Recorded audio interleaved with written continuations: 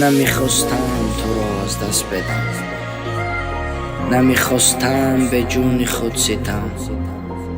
دوست داشتیم ولی چاره نبود، که نداشت عشقی ما چشمی دیدم. اگه رفتی زبرم فردا بیا، دلگیر شدم من از این تنهایی. هر روز زندگیم روزی سیاه، گفت زبان گویا بیا ای ماه بیا.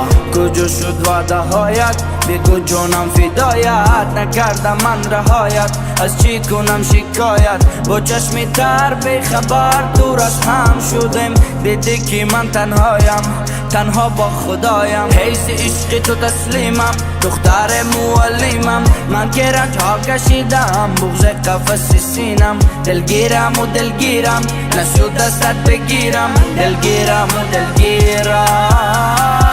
نیست دیگه نه حرف و نه سیاست، نیست دیگه خاطرات و روی موهات. این چیست دیگه ته همه شکل غم. عشق نیست دیگه ولی تا حال من صادقم. این درد دیوونم کرد، با غم خراب شد و گلویم زد. مستی یک دلبر شدم، دیوانه گشتم عاقبت. گرشمش سوختم پروانه گشتم عاقبت.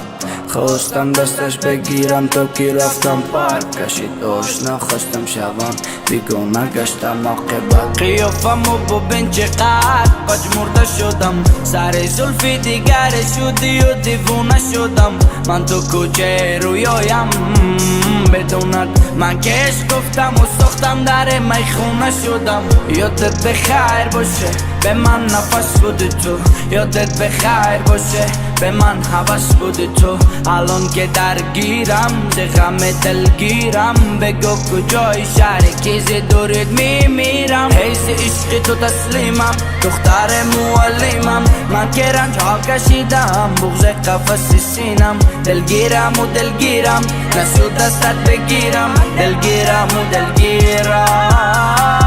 نیست دیگه نه حرف و نه سیاست، نیست دیگه خاطرات و روی موهات. این چیست دیگه ته همه شکل غم. عشق نیست دیگه ولی تا حال من صادقم.